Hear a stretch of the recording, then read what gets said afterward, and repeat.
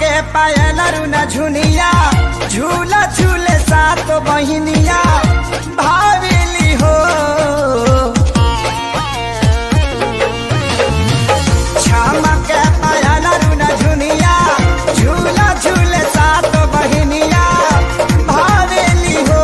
ये सखी हो सोनवा के पेन के न दुनिया माई नायनो हर कनिया लागे सखी हो सोनवा के पेन के न दुनिया माही नायनो हर कनिया लागे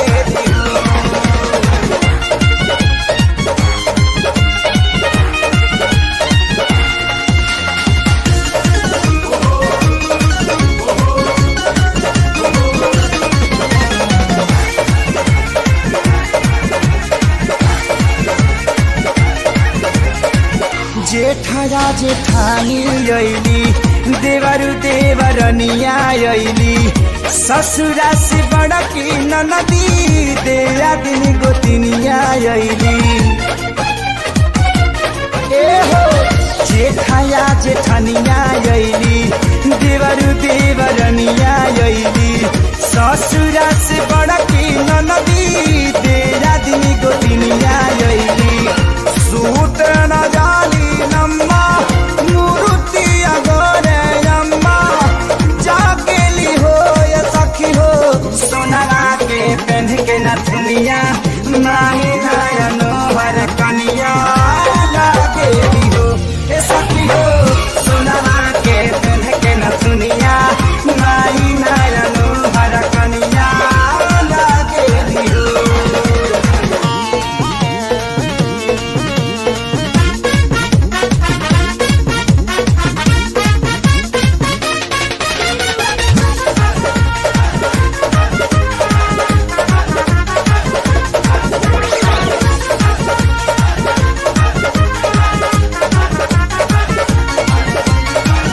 शोभेला कलारी में चूड़िया देवी माई लागेली गुड़िया चरणन के पावेला धुरिया भगता झुकावे मुड़िया।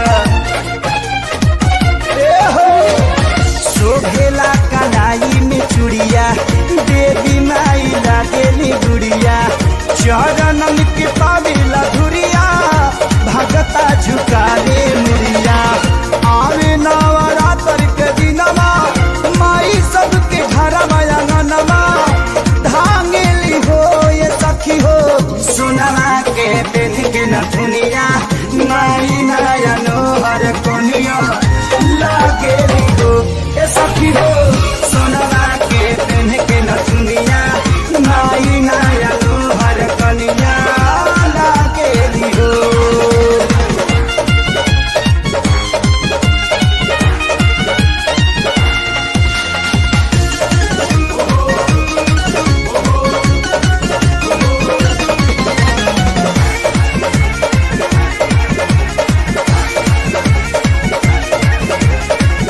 दुनिया के खेरे नैया बन के खेबैया मैया प्यारे लाल पालम पवले भैले खेसारी गवैया। दुनिया के खेरे नैया बन के खेबैया मैया प्यारे लाल पालम पवले भैले खेसारी गवैया। माई न धनवा खजनवा दौलत न चानी सोनमा मांगेली हो। ये सखी हो गावे आनंद मोहन भजनिया माई नायनो हर कनिया।